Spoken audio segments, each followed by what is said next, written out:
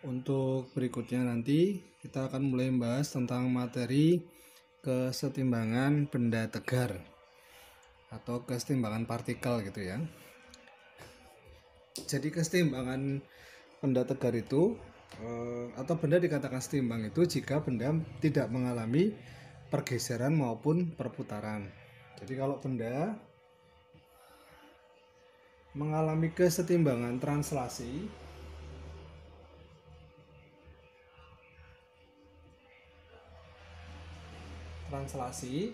itu jika benda itu tidak bergeser, baik bergeser ke kanan, ke kiri ataupun ke atas, ke bawah. Jadi tidak ke kanan, tidak ke kiri, kemudian tidak juga ke atas dan tidak juga ke bawah. Itu artinya bendanya dikatakan setimbang secara translasi, sehingga berlaku jumlah gaya pada sumbu X itu sama dengan 0 ke kanan, dengan ke kiri sama.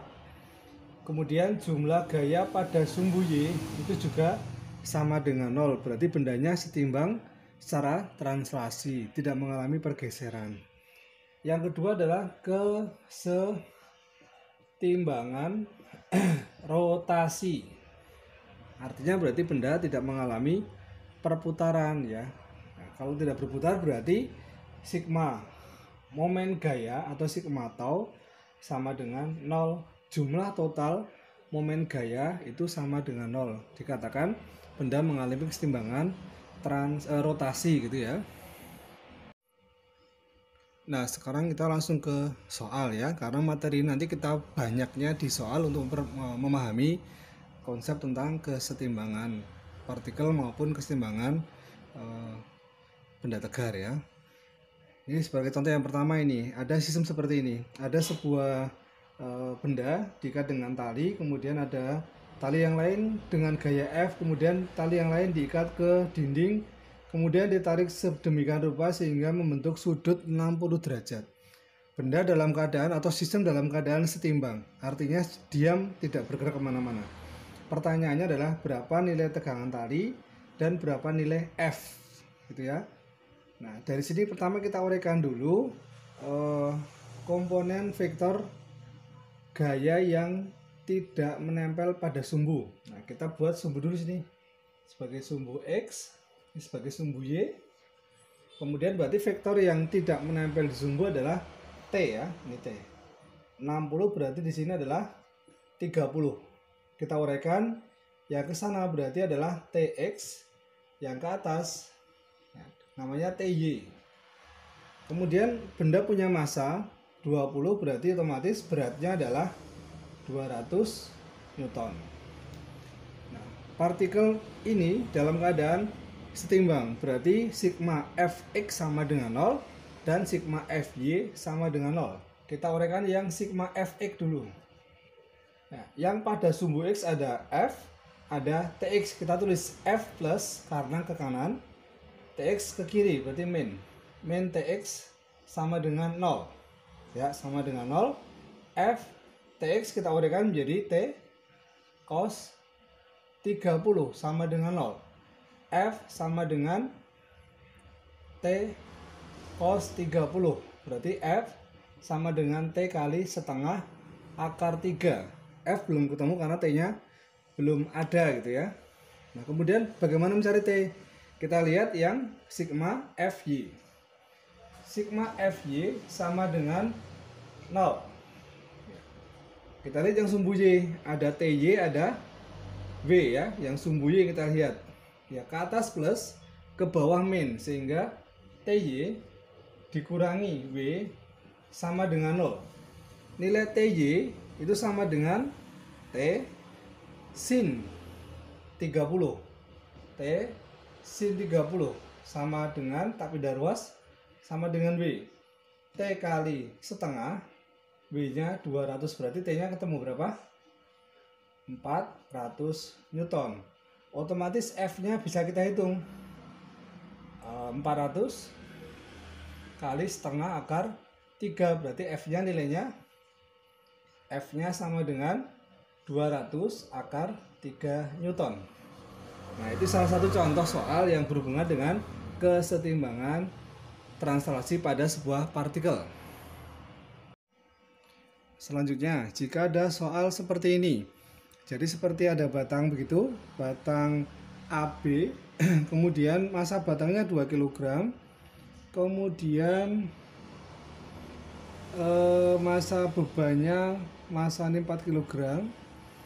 Tentukan nilai tegangan tali, ya, tegangan tali berapa.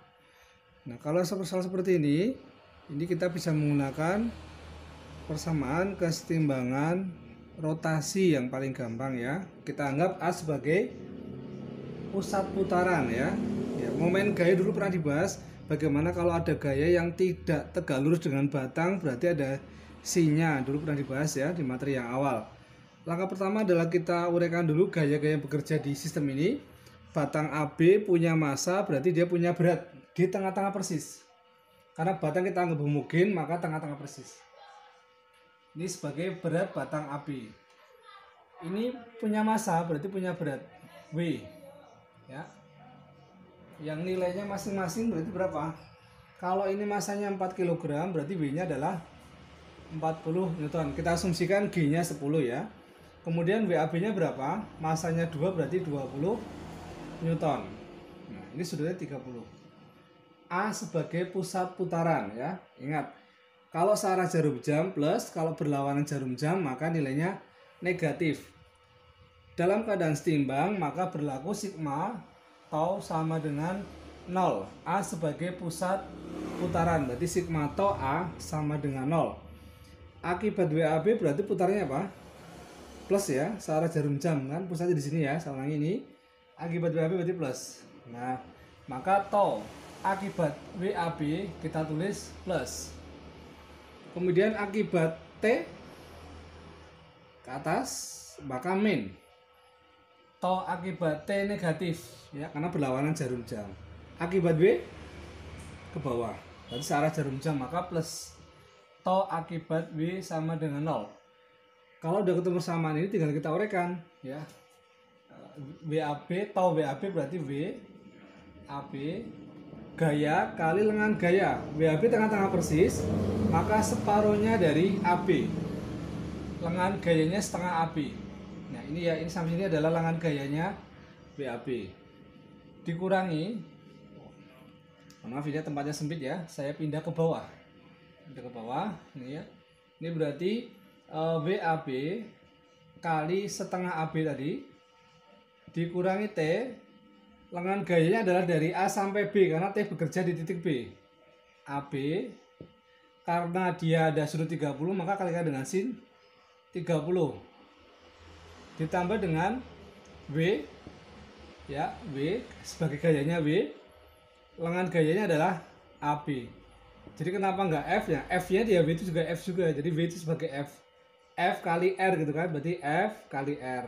Ini F kali R. Ini F kali R gitu kan ya. Karena ini tidak tegak lurus, kalikan dengan sin. Sama dengan 0.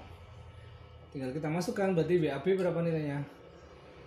20 kali setengah AB dikurangi T tidak tahu, kalikan AB kali setengah ditambah dengan 40 kalikan AB. Yang ditanyakan kita pindah sendirikan ya. 20 setengah berarti 10, 10 AB ditambah dengan 40 AB berarti 50. AB kita pindah ruas berarti T kali AB kali setengah.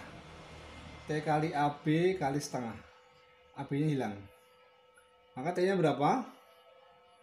100 ya. Kalau udah SMA gampang lah, pasti bisa. T sama dengan 100 Newton. Itu mencari tegangan tali pada sistem yang berhubungan dengan kesetimbangan rotasi.